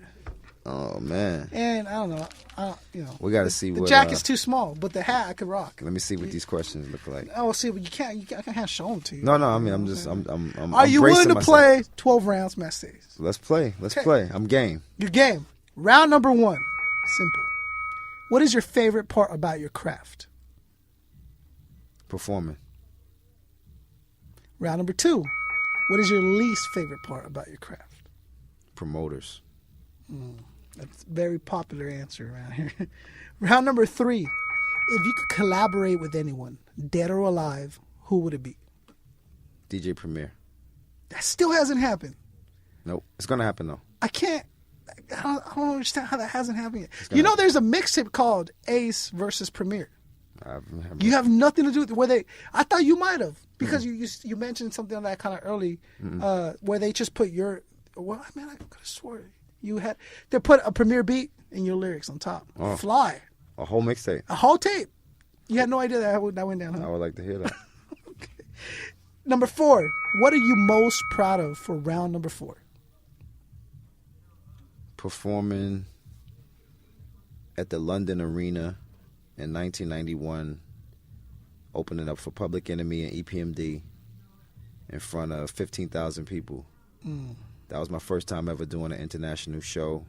I had no idea that people on the other side of the ocean even knew my music, and 15,000 people showed me mad love in the UK. Yeah. Yeah, man. It's amazing. Round number 5. What are you most ashamed of? What are you least proud of? I would say the Lyricist Lounge party in New York that happened in around 2001, when I made the mistake of trying to battle this cat and go off the top of the head when I really wasn't prepared for the battle, and it was just a bad night. And it was a decision that I let my pride kind of get in the way. If I was using my brain instead of my pride, I wouldn't even have got involved in it. That still bugs you, huh? It bugs me. Yeah. Why? Just because I'm stupid and I knew better, and I was just like, F that, this is hip hop, whatever. But it wasn't the right decision to make. It's interesting. Round number 6. What is your biggest fear?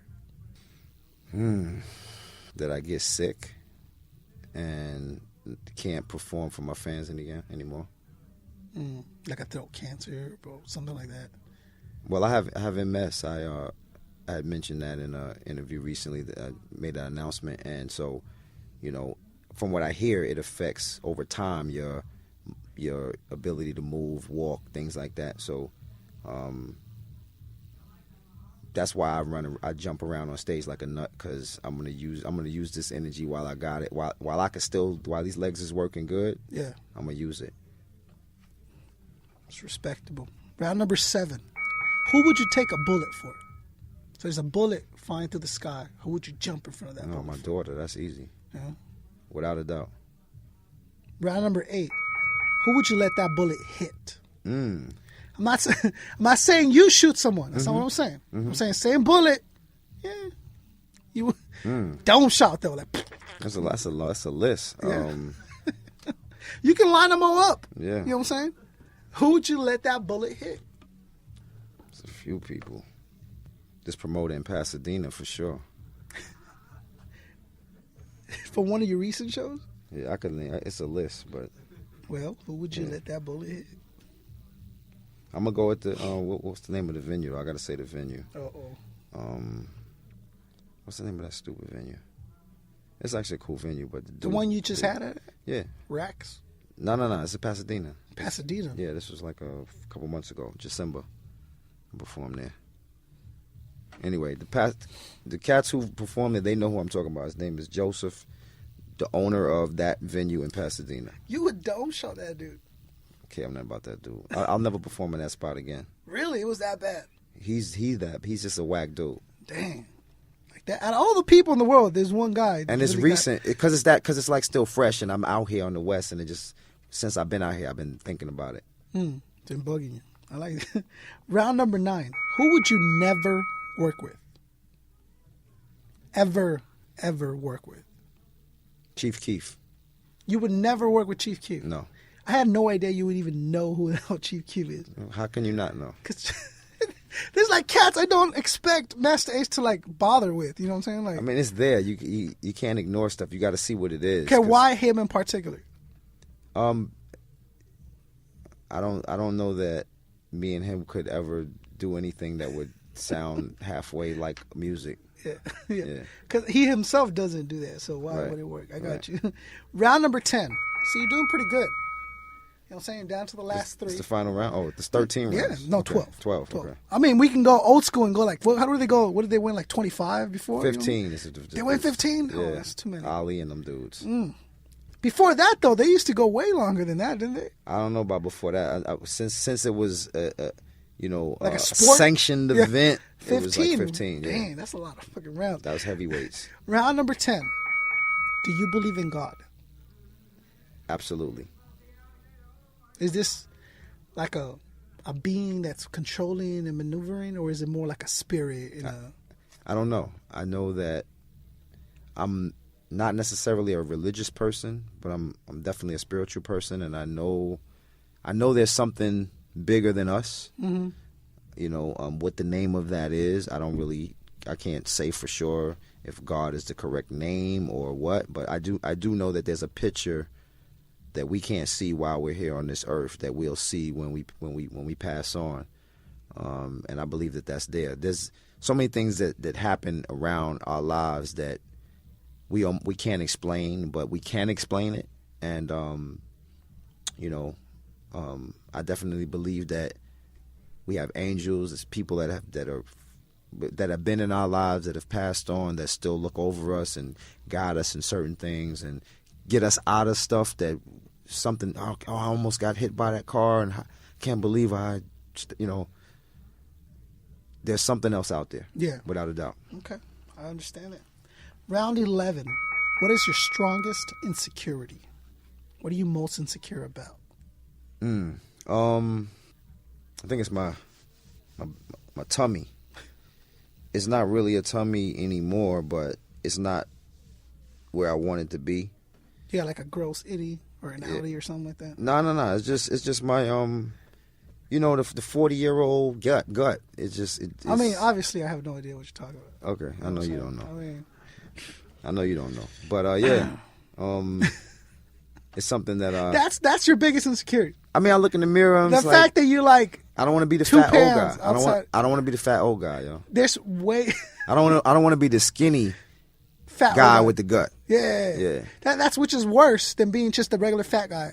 It's worse because you're skinny. Everything else is skinny, legs, everything, and then you got just shirt sticking out like. But you don't drink beer, so you should be good with that. Thank goodness. I wonder what I would look like if I did. It'd be terrible. All right. Cheeseburgers. Yeah. Okay, I'm with you on that. Well, this is it. Last round. Okay. That's it. Go home. You're the champion. So far, you haven't scared me. I can't imagine what this last one's going to be. Well, I mean, it's the best I could do. Okay. And this is the ultimate question. The question to end all questions. Round 12, Masta Ace. Why? Why what? Why? Why? That's the question? The question is why? Why not? I'm answering the question with a question. I don't know. Judges? Is there no? I'll answer it. That's a thumbs down, man. I can answer it differently. Okay. Well, the question I'm posing in front of you is why? Because it's necessary. Yeah. That's the best answer. That's exactly what I'm looking for. Because you feel it necessary. Yes. It's respectable. Thank you for everything today. This has been a thorough sit down. It's like a TV talk show or something. Well, I have been referred to as the Barbara Walters of hip hop. I don't want to put it out there, but you got to make people cry though if you're going to be doing that. Dude, who it was too is Wacko. He's walking around out there. He's like, bro. He puts his arm around me and he goes, bro, you're like the Barbara Walters of hip hop. And I'm like, no, I don't know if that's a compliment or what. I was thinking like the James Lipton. You know what I'm saying? Okay. I'd have been cool with that. But he went straight for the Barbara Walters. At least it's not the Oprah. What's dude on CNN that just the weird looking dude that I think he just Walter retired. Cronkite. No. Recent dude. Larry King. Larry King? Maybe how about that? No? Come on now. No? All right. Can I be the Montel? Montel won't even interview people like that no more, though. I'm saying, though, like, give me some. Jerry Springer would be too much. But he's corny. That's a talk show. That's different. Interview. I don't know. I think Larry King or Geraldo? The Geraldo of hip hop. Wow. That's too much. Sally Jesse Raphael. You got to work on your mustache first. Oh, man. I don't feel comfortable with the stash. Huh? What do you think? It has to be a dude, though. Has to be a dude. Yeah, I feel you. I think Larry King or what's the dude on isn't he on Showtime? On Showtime. Yeah. He has like the little panel. He had Nas up there recently. My goal, honestly, is Sway. That's what I want to be. If I'm going to stick to this, I want to be what Sway is right now. Okay. You know what I mean? I'm going to do his show pretty soon. We're going up to his Sirius satellite show. Yeah. See? There you go. Yeah. Well, you've been here first. Tell him. Yeah, I'll tell him. Tell him now. You fucked up. Homie. He knows you exist? Yeah. Come on now. I don't know. Come on now. It's my road dog right there. You being serious? Or I have no idea. I'm sure he doesn't know. Okay. I'm sure he has no idea who I am. I tag him on shit. He's a regular. He's actually a pretty regular dude. Man. Is he? Yeah. Man, I'd love to meet Sway one day. He's a regular dude, man. I'm gonna walk in with the same headdress as him and just throw him off. He's as regular as you can be when you're at the level that he's at. Yeah. Put it like that. It's amazing. Yeah. All right. Well, I had a blast. It's been amazing. Where's my man? You gonna let my man come I'm in? with you. All right. To process. Okay. I'd love to have you back whenever you're in town. It'd be amazing to have you guys come through. Yeah. You brought a couple people with you. I did. Who did you bring? I brought my man Power, Baby Power, who people may know from the Lyricist Lounge TV show. Right. He's been in at least 250 hip hop videos throughout the years. The little mean faced kid with the gigantic afro. He still has all that hair. The Malo Paulo of hip hop. Yeah, the power model of hip hop. Okay. And so he came on the road with me as my kind of musical director. I don't say DJ because he's not a DJ. Mm-hmm. You know, he doesn't want to insult real DJs who spin vinyl. And Is he wax performing with you? He's behind the music. He's controlling the music. So no on stage. No. He does get on the mic and help out on a couple of lines here and there, but he's basically in control of the music and making sure that things run smoothly. Yeah. And I also bought one of the partners in the group that we spoke about. Yeah. EMC. I bought my boy Strickland, who's a very incredible MC from Milwaukee, USA. Yeah. He's from Wisconsin, and he's been going on the road with me since 2001. We did the first Disposable Arts tour in 2001. I took him, Punchline, and Wordsworth. We've been touring together, and I've been bringing him on the road with me ever since then. Well, Strickland, if you're out there, we'd love to have you come in, say what's up to the people. Is he out? He might be asleep. Yeah, he knocked out, I think. He got into that hummus. Here he comes. He's lights out. He probably didn't even say me nothing. Ate all the hummus. You kill the hummus? Yeah, that shit's dead. Oops. Yeah, we'll make it work. Strickland. What up? What up? What up? World famous. Nah, I don't know about all that, but I mean, dude, you guys, EMC has been around forever, and rightfully so. But I like to know. I like the fact that it's still continuous. That it's not. It wasn't in the past. A lot of artists go, "Oh, I've been in this group. I've been there." You talk about it. I'm in this group currently, and it's still going strong. Yeah. Tell me about that. About just being in EMC? Yeah, absolutely. And what you're doing here with Ace and all that good stuff. Well, it all started back in 99, 2000. I was signed to Tommy Boy. Yeah.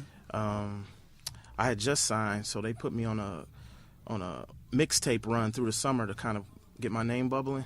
So I did maybe 7-8 mixtapes that summer, just verses and different songs. And Ace I wound up being on the same mixtape with Ace. Mm-hmm. And he heard it. He liked my verse and called the DJ and was like, "Hey, who's this kid?" That's Strick from Milwaukee. Milwaukee? That's what everybody say. Milwaukee. Yeah. Like, well, it's not the number one place you think of hip hop. I'm thinking milk and cheese. I actually have a shirt that says I'm from Milwaukee, and that's not funny, so don't laugh. But anyway, he emailed me. He emailed me. Yo, this is. I know you're A&R at Tommy Boy. I really liked your verse. Wish you good luck in your career. Anything you need, holla at me. M.A. Yeah. That's how he signed it. I'm like, M.A. Masta Ace? So I call the DJ like, yo, is this Masta Ace you gave my email to? Yeah. What? You ain't tell me? Blah, blah, blah. So I went around the hood. I printed out the email showing people, Masta Ace emailed me. This is no joke. Yeah. And that's what I did with this. Word. I screenshot your retweet. Because you're like, if you don't go to any shows, come to Wake. I was like, well, that was my retweet back then. This was that was your retweet. Pre-Twitter. Yeah, I'm with you. So I retweeted it through the hood. So, so we wound up doing a joint for this compilation album called The Booth. Uh-huh. That was one of my first joints that I did, collabing with Ace. He did the beat. And that wound up to be a pretty cool record. And then he invited me to be on Disposable Arts, and he probably told us this story from here. So once I was on Disposable, he took me on the road with him to promote that album for like 3 years after the album was out. So that brought us to 2004, where he put out Long Hot. I did a joint on Long Hot, so then same thing, went on the road with him, and then the other guys, Punching Words, were on joints too. So we all toured together all those years. The fans they liked seeing us together. It was like, you guys should do an album. So it organically became EMC just because of the fans. Yeah. And that's basically why we have so much chemistry, because we've really been together since 2001, on stage, touring, and in the studio doing songs and just being around each other. It's 15 years. Yeah, and it's like to the point now with this cat where we talk on the phone. It's really not music related. It's, yo, what up? You watching the game? Man, I've talked to Ace on the phone. Recipes. And it's like, yeah. He's a mean. Yeah, I'll be there. I don't like talking on the phone like that. Like he'll try to get that little, like, I don't make this dude feel. Yeah.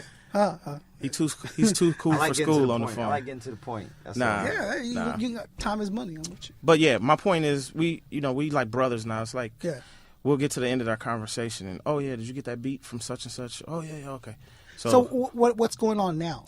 Right now we have the new EP is done, completed, handed in. Release date is May 20th. It's called The Turning Point.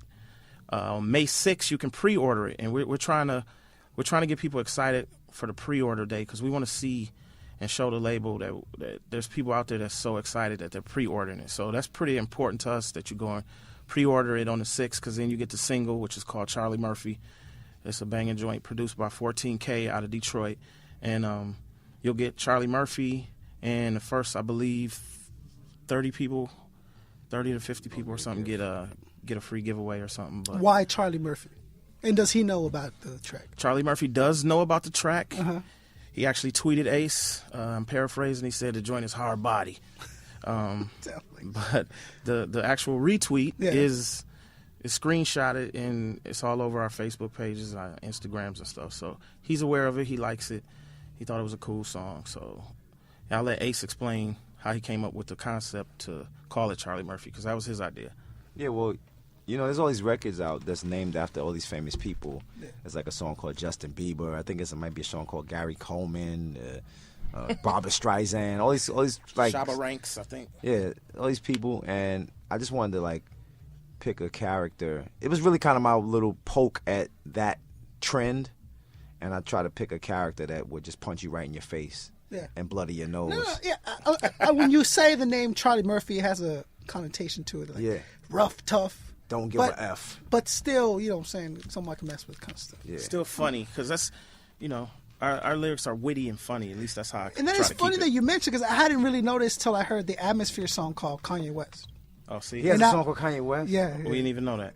But there's a bunch of them. But the track is super good. Oh, it's good? Okay. Oh, super dope. Super dope. Yeah. So I'm sure like this one is.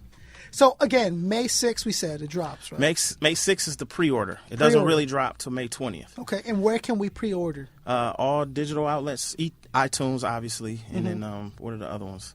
I don't know any of the other ones. A bunch of them. Yeah. But whatever you have on your phone right now that you buy music digitally, it'll be available May 6th. Info on our Facebook and Twitter and stuff. Yep. I never know what our Facebook page is. I think it's just EMC. Yeah. The Twitter is at EMC Crew. And then the Instagram is at the EMC Crew. So you just add the word "the" for Instagram, and take it away for Twitter. And then my personal Twitter is at Mr. just Mr. Strickland _EMC. Yeah. Same pattern for Wordsworth. It's just Wordsworth _EMC. Punchline is punchline _EMC, and Ace is just at Masta Ace. Excellent. And you guys will be able to find all those links and all that stuff on our website. So go ahead, waketheflockup.net, and you'll be able to see all that good stuff, and including pictures of today and the episode itself later on. That's what's up. Anything else you guys want to add before we take off? No, this has been fun, man. It's like, were you listening to this like Larry King over here? Yeah, it was dope. I didn't hear all of it, Larry King. I heard the 12 rounds. That's dope. Yeah. Yeah, man. I heard the whole off day thing, and why would you come do this? But this is how we try to separate ourselves from the pack. Like, most dudes probably wouldn't come do this. Yeah. But we understand that this is what it's about. Mm-hmm. You know, connecting with the people, you know, breaking bread with the people. Well, to you guys, is a couple hours. To everyone involved here, this is a moment in their life that they'll never forget. That's what's up. I'll never forget. I sat here with Masta Ace and EMC and we talked and we did it. You know, I mean, that to a hip hop kid, which kind of it always brings me down back to being that 13, 12-year-old kid who got his first tape and put it in and listened. Yeah. Every single time my friends in here. Same thing happened with Mike Myers. Big shout out to Mike Myers outside. Yeah, he's right there. The whole time, Mike Myers is the man. Like, I'm telling you, like, I love conversating with cats because The rapper Michael Myers is here. Michael Myers is right there. I hit him up. I told him, What up, brother? I told him, hey, I got Masta Ace coming through, and he's like, I'll be there, and I'll give a shout out to that other good stuff. So, Yo, well, also, I talked to one of the owners of the spot. I forgot his name. I'm sorry. Yeah. And I think we should play the EP since we're gonna be here. Yeah. Meet Oh, and play greet. in the background? oh, Let's absolutely. Play it in the studio. Let's blast that. Make it happen. That joint. Why not? Well, Sweet Potato Fries producer is here Get out of here. outside. who don't like sweet potatoes? I'm with you. We have a song on the Oh, On the okay. I album. thought you guys were going to. On the EP is Don't a start song talking about called food. Sweet Potato Fries. It's been a pleasure. Thank you guys for It's- coming through it's and our allowing pleasure. us a little bit of your time of your day. I know you guys are busy. This was fun, man. Thank you. It was a blast for me. We appreciate this kind of stuff. But you cannot leave yet No, why would we leave? because I need 16. Your MCs Over what? and there's a mic. Literally, over your heartbeat. Just straight battle. The universe. Just Acapulco battle, whatever. Exactly. Yeah. So, if you guys want to do something together, or you want to go first, and Go. He's his own man. He got. oh, absolutely. He got the headphones on. So, I don't so rap you no more. on right now? I'm on, I guess. I need 16 from Strickland. Acapulco. 16 Acapulco. Let me see if I can remember some rhymes. My wife is from Acapulco. She'll dig that. You met her on vacation. 16. Strickland. Let's see. You put me on the spot. Let's Yeah, see. man. Hi, my name's Strick, a paramedic and fresh rapper. So I should have tons of money and dress dapper. But now I don't, so I'm forced to grab the clapper and shoot the club up and whiz off in a trapper. I'm just kidding. No need for y'all to trip yet. Wait, maybe I do really mean it, like Dipset. Either way, I'm too smart for the gunplay. I'll be rich one day. I sure hope it's Sunday, 'cause Monday I got a bunch of pills. I got a bunch of bills I should have been paid. And I need dough to make the moves I should have been made. I want a big house with a maid and gay butler. Then I'ma quit the game and go pout like Jay Cutler. Nah, I'm not leaving. This rap shit's a drug to me. I'm too addicted to the groupies and living thuggishly. And after this verse, I deserve to be famous. But y'all probably won't even remember what my name is. Yeah. Strickland. I'm gonna need those headphones though, Nope, so I can hear what's going on. I'm not doing that. Word up. Cool. Yeah, listen. Y'all cats can forget it. I'm about to set it. Somebody about to get deaded. You better call a medic. If you standing round oblivious and something serious about to happen to you, dog, I'ma let it. I be the author that wrote the book. You read it. I be the cash in hand, my man, not credit. My energy kinetic. If you got money to spare that this here is my year, you can bet it. I take a dip in the pool and don't need a towel. I can spell Mississippi and don't need a vowel. I could hug a grizzly bear smelling like a bucket of trout. No doubt he won't even growl. I be the best in the nation. Make a notation. No song in rotation. Full of confrontation. I could give the I Had a Dream speech to the Ku Klux Klan and I get a standing ovation. Name the location. I go there if you let me. My name tattooed on chicks who never met me. I got plans, me and my mans and 4 Beckys. Tony Touch in the clutch, case of Dos Equis. I make a fist and put my whole hand in your girl. I am the most interesting man in the world. And straight up and down, I'ma let y'all know not to fuck up. 'Cause Masta Ace and Strickland is live on Wake the Flock Up. Oh, shit. Yeah. Damn. You wasn't ready for that, was you? I was not. See? But I appreciate the love. See? Man. I can die happy now. I'm just going to go ahead and I can die happy now. Again, it's been an honor. It's been a pleasure. Thank you for everything you guys have done. Thank you for everything you're still currently doing. Showing us that Thank you, man. it's a lifestyle. You know what I mean? And you stay committed to it. It treats you good if you treat it good. That's it, man. So thank you very much, Masta Ace, Strickland. It's been a pleasure. It's been an honor. Now we can eat. Now let's go eat. So for Fluent Rhythm, Ghost House Studios, for Mike Myers kicking it in the house, for EMC, for Strickland, for Masta Ace, for Power, for Real Hip Hop Battle Axe Warriors Addicted to the Good Life Clothing, for Real Hip Hop Everywhere. This is Concept 714 asking you, demanding that you help us wake the flock up.